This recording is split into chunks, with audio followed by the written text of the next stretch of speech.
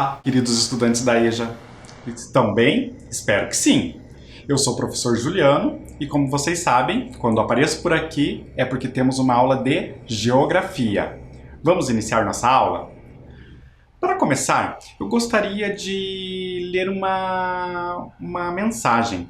É uma reflexão de um importante escritor francês do século XIX, Victor Hugo. Vamos lá?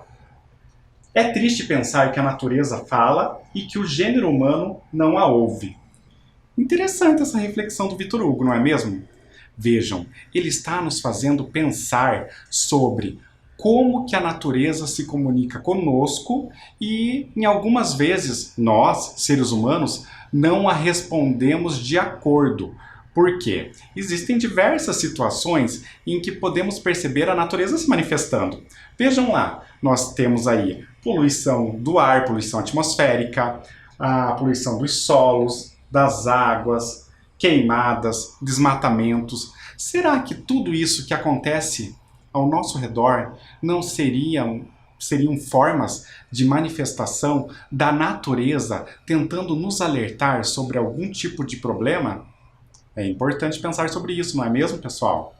Então, cabe sempre refletirmos sobre nossas ações para que possamos, de alguma forma, contribuir com mudanças positivas para o mundo. E vamos lá. Hoje vamos voltar a lembrar sobre algumas coisas que falamos nas aulas anteriores, aprofundando alguns conhecimentos. Primeiramente, lembrando que falamos nas aulas anteriores sobre a divisão territorial do Brasil. Falamos também que o Instituto Brasileiro de Geografia e Estatística dividiu o território em regiões. E cada uma dessas regiões agrupam determinados números de estados, unidades da federação. E aí podemos perceber que cada grupo de regiões possuem características próprias. Falamos sobre isso nas aulas anteriores, não é mesmo? Aqui, vocês podem ver como que é a divisão então regional do Brasil. Cada uma dessas cores do mapa representam uma dessas regiões. Por exemplo, aqui temos a região norte, representada pela cor verde. Então, cada uma dessas cores, representando uma região. Região norte, região centro-oeste, região sudeste, região sul e região nordeste. Cada região representada por uma cor. Agora, vamos retomar um pouco sobre cada uma dessas regiões das quais falamos nas aulas anteriores. Primeiramente, vamos falar sobre a região norte. Então, a região norte, ela compreende a maior região em relação à extensão territorial, ou seja, é a maior região em relação ao tamanho. Vamos ver alguns estados que fazem parte da região norte. Temos lá o Acre. Percebam que ao lado tem um parênteses com uma sigla que representa essa região. Por exemplo, o Acre, AC. E uma coisa que chama a atenção é o seguinte: sempre a primeira letra dessa sigla é a primeira letra do nome desse estado.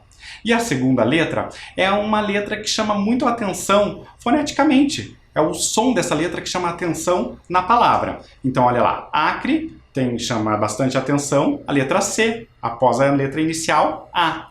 E assim por diante. Eu gostaria que vocês prestassem atenção nessas siglas, certo, pessoal? Olhem lá, então, temos o Acre, temos o Amapá, temos o Amazonas, temos o Pará. E aqui, cabe chamar a atenção para o seguinte: vejam que o Pará e o Amazonas são os maiores estados dentro da região norte. Então, se a região norte é a maior região do território brasileiro, esses estados também têm uma grande extensão territorial dentro da região norte. Interessante, não é mesmo? Então, além desses, temos Rondônia, Roraima, Tocantins. Então, esses são os estados da região norte. E falando sobre mais algumas informações a respeito dessa região. Olhem na tela, temos lá a extensão territorial, que é de 45%. Gente, isso representa uma grande extensão territorial. Inclusive, vocês podem perceber isso analisando o gráfico que nós temos aqui. Vejam, a região norte ocupa praticamente metade do território brasileiro. É muita coisa, não é mesmo? Falamos também sobre a população. Olhem ali, a população da região norte é de 8,41% da população brasileira. Eu trouxe ali uma representação. Vejam, se a população brasileira fosse representada na sua totalidade por 10 indivíduos, aqui nós temos 10 indivíduos, vocês podem contar, a população da região norte seria de menos do que um indivíduo. Então, percebam que a região norte tem uma extensão territorial muito grande, territorial, né? Eu falei territorial, muito grande, e tem uma população relativamente pequena. Então, olhem ali, seria menos do que um indivíduo. Então, é desproporcional, não é mesmo? Vamos agora falar sobre outra região, sobre a região Nordeste. Então, agora, essa região tem características muito diferentes da região Norte. Por isso que os estados que compreendem cada uma dessas regiões apresentam características comuns que vão determinar as características dessa região. A região Nordeste tem um imenso litoral, por isso que ela tem paisagens belíssimas, não é mesmo? E é a região que se destaca por ter o maior número de estados. São 9 estados, quase uma dezena de estados. Interessante isso, não é mesmo? Porque de todas as regiões do território brasileiro, essa é a que tem o maior número. Vejam, embora sejam muitos estados, eles têm um território pequeno. Se vocês perceberem, os estados que estão no litoral, mais próximos à costa litorânea do território brasileiro, são estados bem pequenos, como por exemplo a Paraíba, o Sergipe, Alagoas. Então, nós temos estados pequenos, mas também temos um estado ali bem grande, até outros que têm um território bem grande, como por exemplo a Bahia, o Piauí, o Maranhão. Vamos falar de cada um deles. Olhem lá. Alagoas, né, um território pequeno ali. Temos a Bahia, um território grande já. Temos o Ceará, Maranhão, Paraíba, Pernambuco, Piauí e também o Rio Grande do Norte. Então, são 9 os estados que compreendem o território do Nordeste, da região Nordeste. E agora falando sobre... Perdão, esqueci de falar do Sergipe. Nossa, pessoal, desculpem. Temos ali também o Sergipe, um estado pequenino. Aqui, vamos falar sobre as características, então, dessa região. A extensão territorial é de 18%.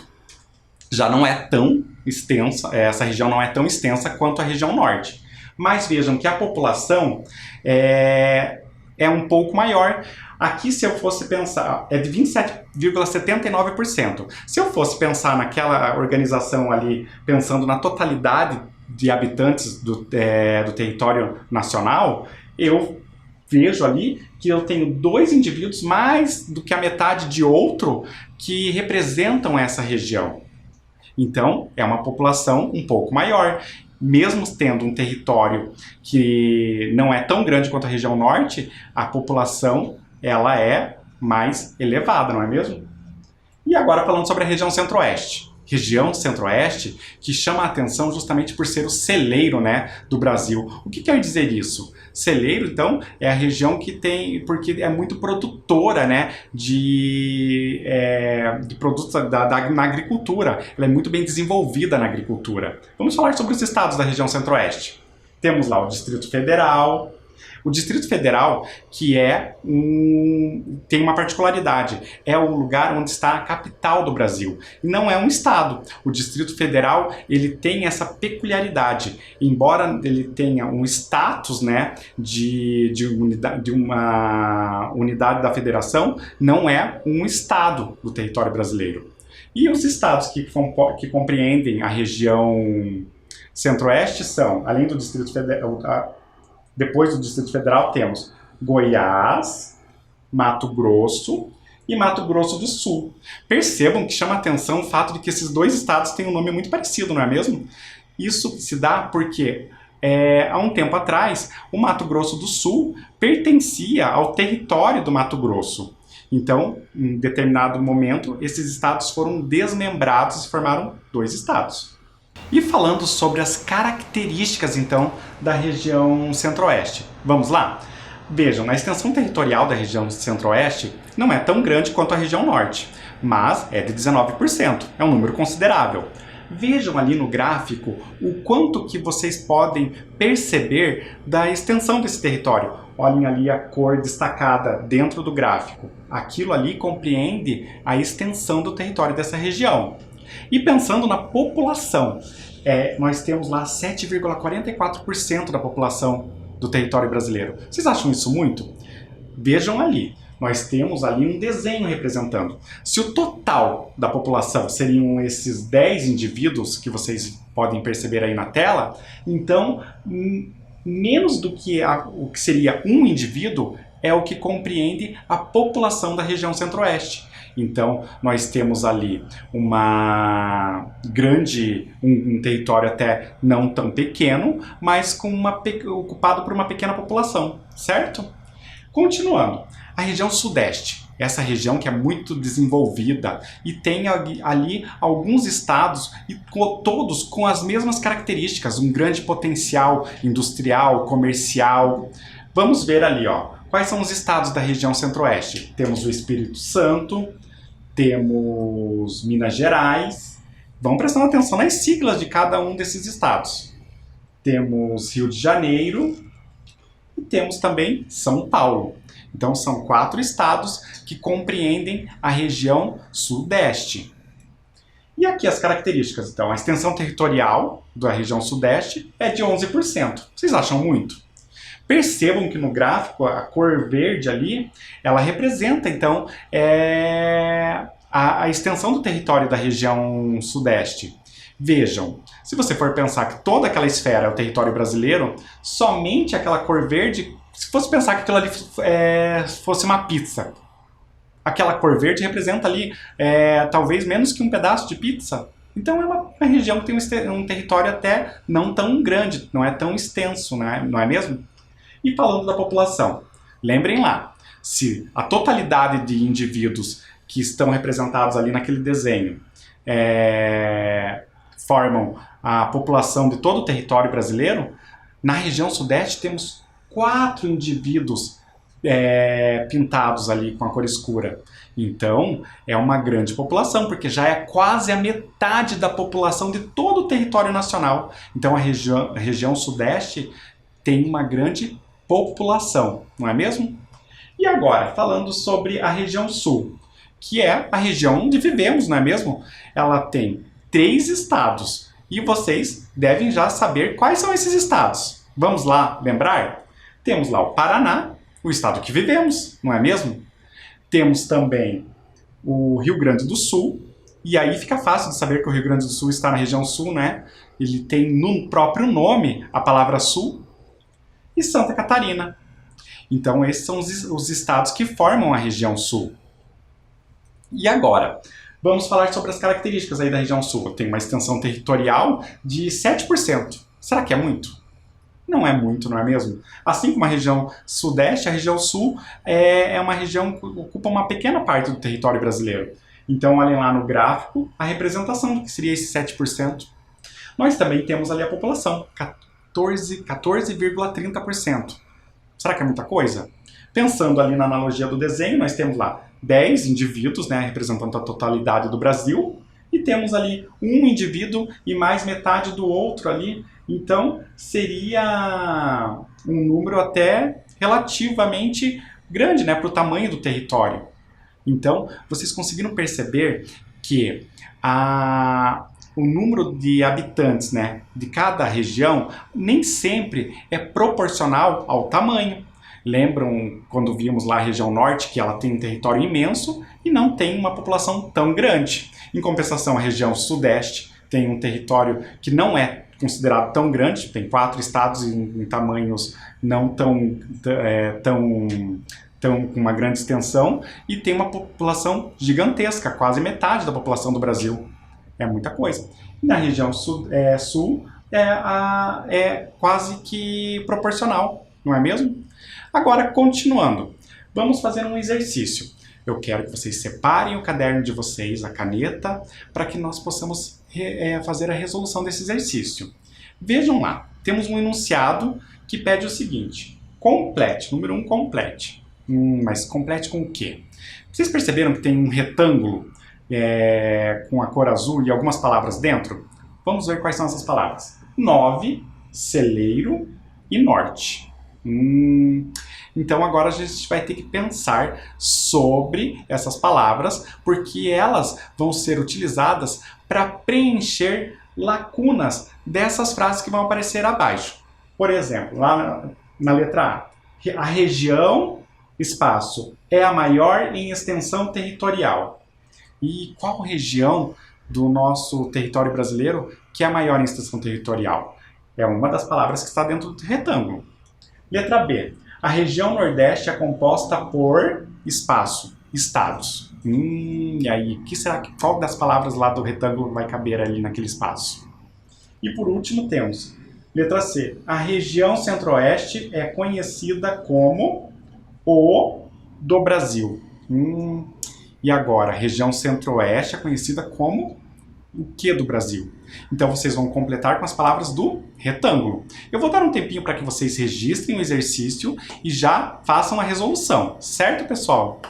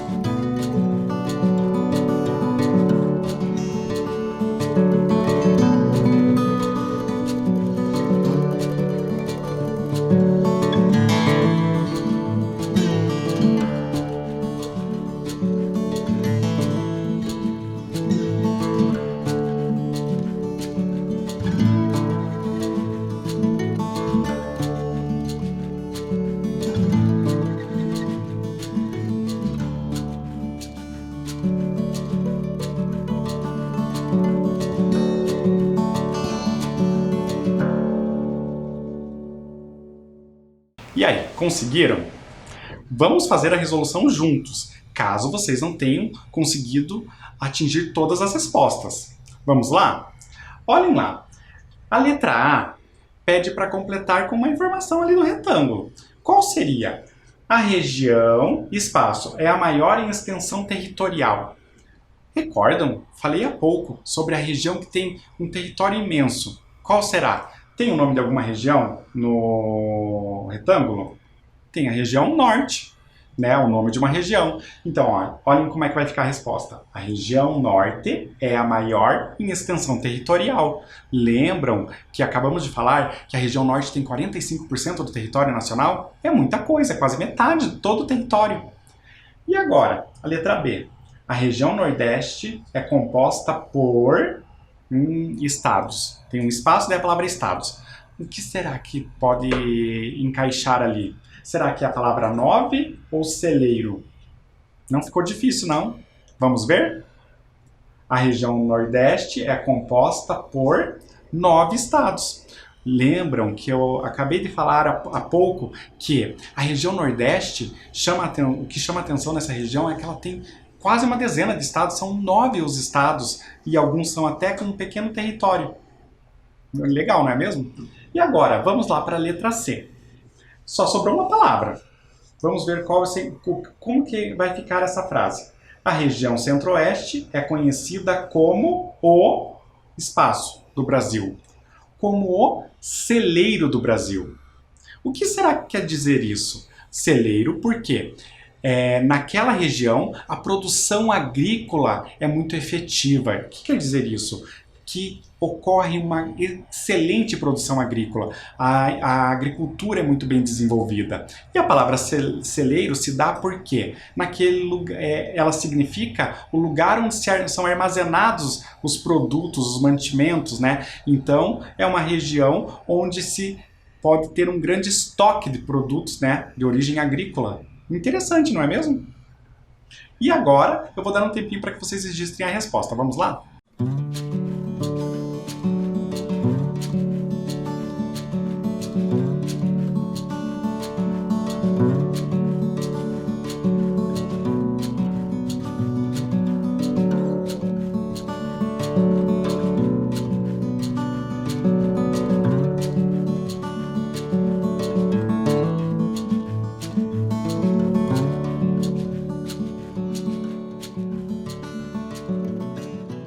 E aí, conseguiram registrar as respostas? Espero que sim, hein, pessoal? Vamos continuar? Vamos para o exercício número 2. Olhem lá o que pede o enunciado desse exercício. Classifique os estados das regiões Sul e Sudeste. Falamos sobre 3 regiões no exercício anterior.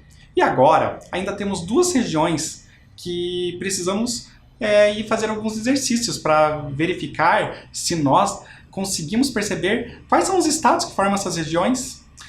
Nesse caso, são a região Sul e Sudeste. A região Sul compreende, né, o lugar onde vivemos. Vocês recordam aí o nome do estado que vivemos, não é mesmo? Então já ficou fácil. Já uma parte desse exercício já pode ser resolvida com facilidade. Vamos ver. Vocês vão montar uma espécie de quase como se fosse uma tabela, não é mesmo? Separando os estados que pertencem à região Sul e os estados que pertencem à região Sudeste. Não precisam copiar o retângulo que tem acima. Vocês podem fazer uma resolução diretamente já no próprio exercício. Vejam que existe uma lista de estados dentro desse retângulo. Vejam lá. Temos o Rio Grande do Sul, temos o Rio de Janeiro, São Paulo, Espírito Santo, Minas Gerais, Paraná e Santa Catarina. Eu vou dar uma dica. A região Sul tem 3 estados e a região Sudeste, consequentemente, tem 4 estados. Consequentemente, porque são os estados que vocês vão poder aí somar e vão formar esses 7 estados ali, né? Então, esses 7 estados são divididos em 2, parte deles vão ficar na região Sudeste e parte deles na região Sul. Eu vou dar um tempinho para que vocês façam a resolução desse exercício e daqui a pouco falamos mais sobre ele. Vamos lá?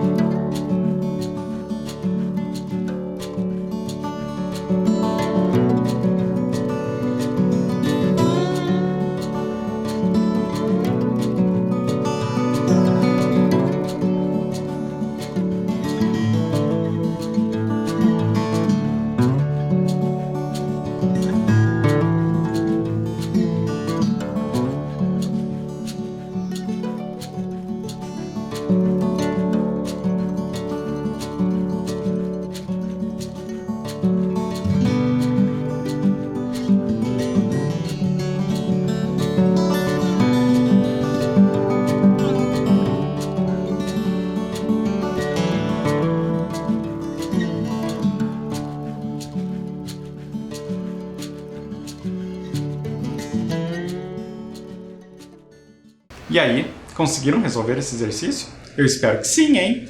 Estou vendo que muitos aí devem estar registrando com facilidade o nome desses estados, porque já repetimos essas informações, não é mesmo? Vamos lá. A região sul ali. Quais são os estados que pertencem à região sul? Nós temos lá... Olha, o primeiro estado que aparece dentro do retângulo é o Rio Grande do Sul. Será que não fica fácil de resolver essa? Ele pertence à região sul. Tem sul até na formação do próprio nome desse estado, não é mesmo? E ali, será que Rio de Janeiro é região sul ou região sudeste? E aí, pessoal? Será que é da região sul, o Rio de Janeiro? Não, não é mesmo? Ele é da região sudeste, a região que é bem desenvolvida industrialmente, comercialmente. Falamos lá que tem uma grande população, não é mesmo? São Paulo, região sudeste. Esses estados, Rio de Janeiro e São Paulo, são estados muito bem desenvolvidos dentro de toda a história da formação e do território brasileiro. E o Espírito Santo? Região sudeste também. Se você está acertando, parabéns. Minas Gerais. Será que é sudeste ou é sul? Sudeste, não é mesmo? Então, já calculamos ali que temos 4 estados na região sudeste. E eu havia falado que 3 estados são da região sul e 4 da região sudeste. Então, logicamente, que esses 2 que estão fora ali da tabela vão pertencer à região sul. Paraná, como sabemos, vivemos no Paraná, é um estado da região sul. E também Santa Catarina, o estado vizinho ao Paraná. Espero que vocês tenham conseguido fazer a resolução desse exercício. Eu vou dar um tempinho para que vocês façam um registro dessas respostas, caso não tenham conseguido completar esse exercício. Vamos lá?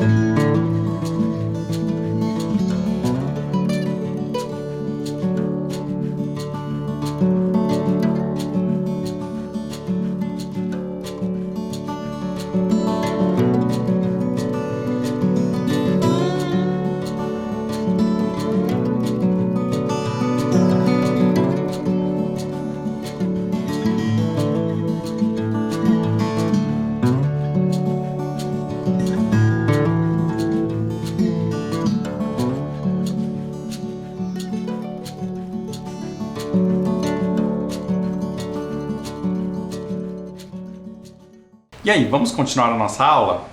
Agora, eu gostaria de voltar também num assunto que falamos há algumas aulas, alguns encontros anteriores que nós tivemos aí.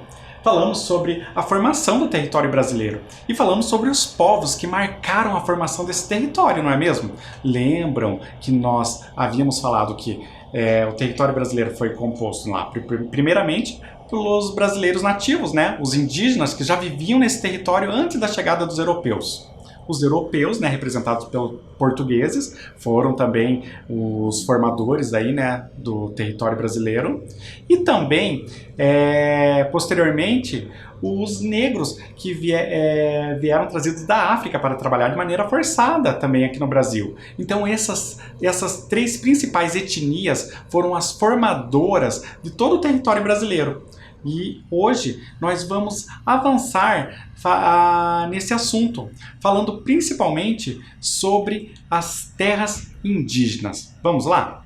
Olhem lá, eu gostaria de fazer uma reflexão primeiramente sobre como foi essa chegada, né, dos portugueses, né, no Brasil, e como foi esse contato com os indígenas. Nós conhecemos por meio de algumas imagens aí essa chegada das embarcações, né, no litoral brasileiro. Então o Brasil, né, que surgiu ali na região Nordeste, e aqui nós temos na imagem os portugueses, esse primeiro contato.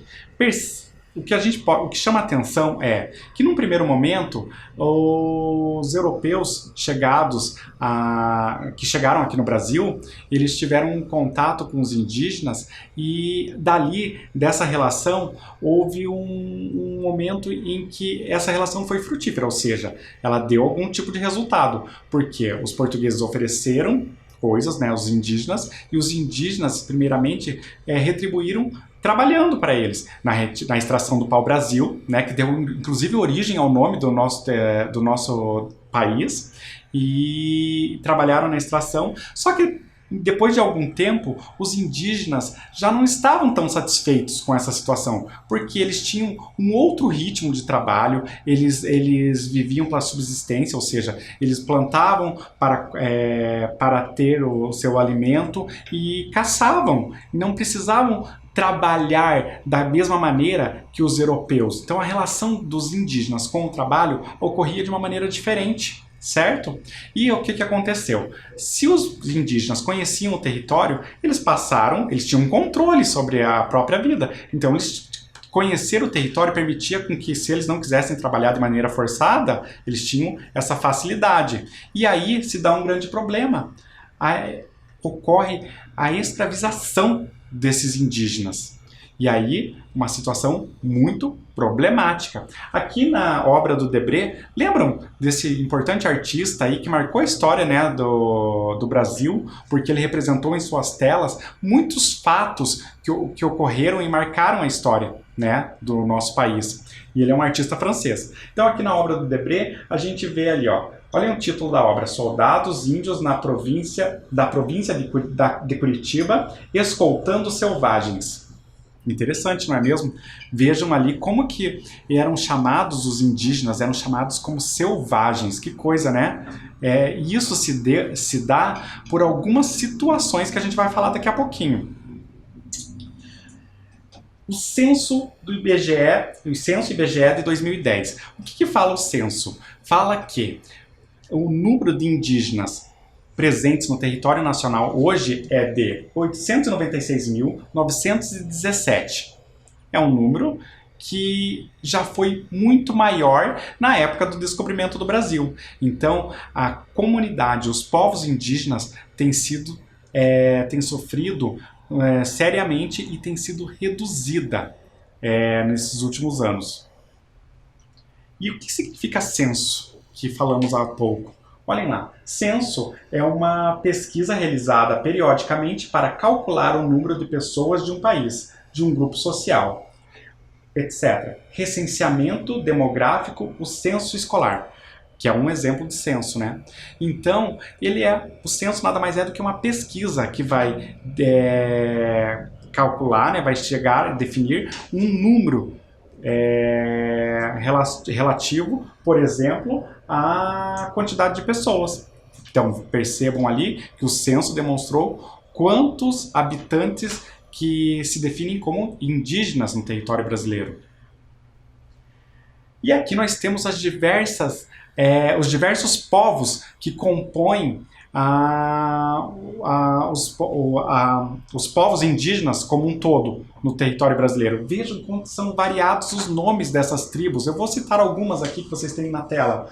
Os caiapós, os guaranis, os ticunas, tupis. Vejam que variedade. E isso porque não estão todas ali na tela. Vejam que são mais de 250 etnias, ou seja, existem mais de 250 povos espalhados por todo o território nacional. E se dividem e se falam, perdão, mais de 150 línguas. É muita coisa, não é mesmo? Então, a gente tem que ter noção de que os povos indígenas no Brasil não compreendem um único povo. Eles pertencem a diversas etnias, então são variados os povos. Então a noção que nós temos de que todos são índios e que eles estão distantes de nós, ela deve se distanciar, porque esse pensamento não reflete a realidade. Nós temos diversos povos, diversas etnias, e devemos respeito a esses povos que já viviam aqui antes da chegada dos portugueses. Então há mais de 500 anos já existiam moradores no território brasileiro, que são os indígenas. Aqui nós temos uma representação mostrando muito bem ali como que eles estão distribuídos em todo o território brasileiro. Temos diversos povos, né, localizados em diversos espaços do território. E uma coisa que eu gostaria de chamar a atenção é o seguinte: os indígenas, por mais que tenham diversos povos, existem duas etnias que são consideradas como se fossem o tronco. Imagine uma árvore, não tem um tronco? Então, a partir daquele tronco surgiram diversas etnias, variados povos. Então, seriam a partir dos tupis e dos tapuias. E o que quer dizer isso? Vocês podem perceber muito claramente da seguinte maneira: os tupis, eles abrangem todos os povos que vivem na região próxima ao litoral brasileiro. Então, os tupis são aqueles que vivem mais próximos ao litoral. E os tapuias são aqueles que vivem mais para o interior do Brasil. Então, são todos os que estão dessa região para cá. É muito interessante isso, não é mesmo? Então, mesmo tendo diversas etnias, a gente sabe que elas se originaram a partir de um tronco que se desmembrou em dois ali, né, que são os tapuias e os tupis, e depois formaram diversas outras etnias. Muito legal, não é mesmo?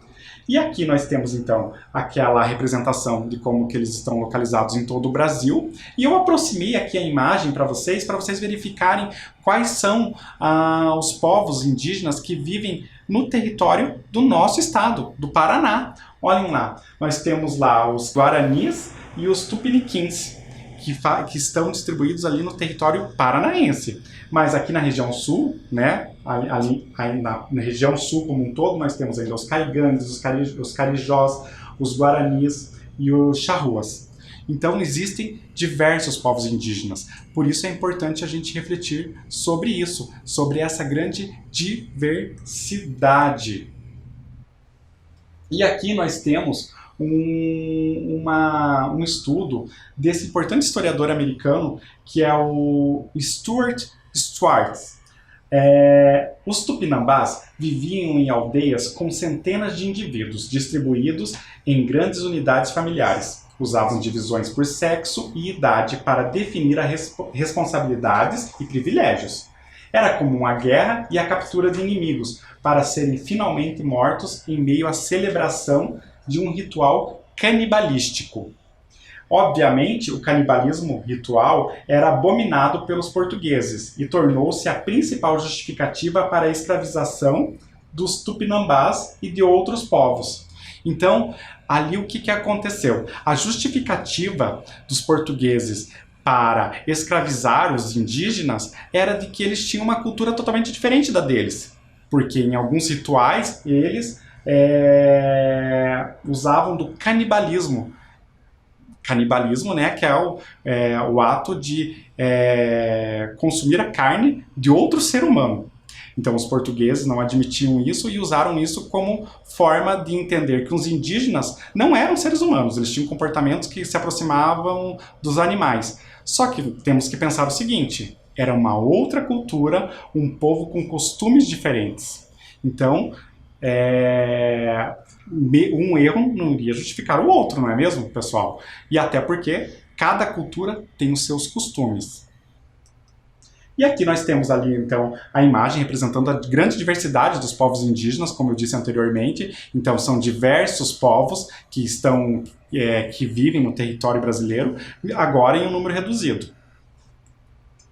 Aqui temos as imagens, né, de tribos indígenas distintas, como os Bororos, lá no Mato Grosso, e também os Yanomamis, lá no Amazonas. E percebam que o que chama atenção nessas imagens é o seguinte: vejam, eles, aparentemente, para nós que não vivemos dentro de uma comunidade indígena, nós não temos claramente definido o que pertence a uma determinada comunidade, o que pertence quais são as características de uma determinada comunidade e as características de outra. Mas os indígenas, eles têm sim características bem diferentes. Então é por isso que é importante a gente analisar as imagens e perceber que existem variados povos que compõem os povos indígenas. E agora, falando sobre terras indígenas. O que são terras indígenas? São territórios demarcados para o usufruto dos povos indígenas.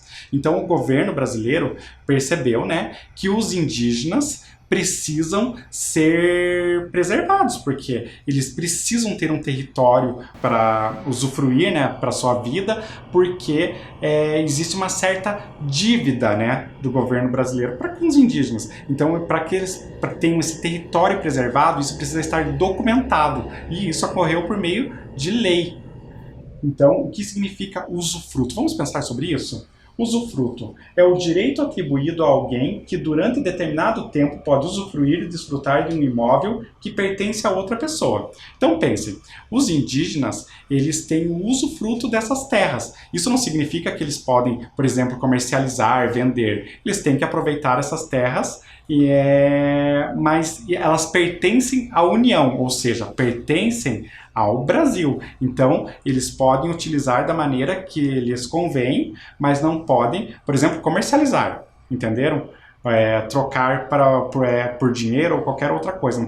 Não pode ser comercializada essas terras. Não podem ser comercializadas, não é mesmo? E aqui nós vamos falar então da lei, né, que defende então essas terras. A Constituição Brasileira de 1988 reconheceu os direitos dos povos indígenas como primeiros habitantes de suas terras e estabeleceu que estas deveriam ser demarcadas. A demarcação das terras indígenas é uma forma de garantir a esses povos a decisão sobre a sua maneira de viver, o respeito a seus hábitos e tradições.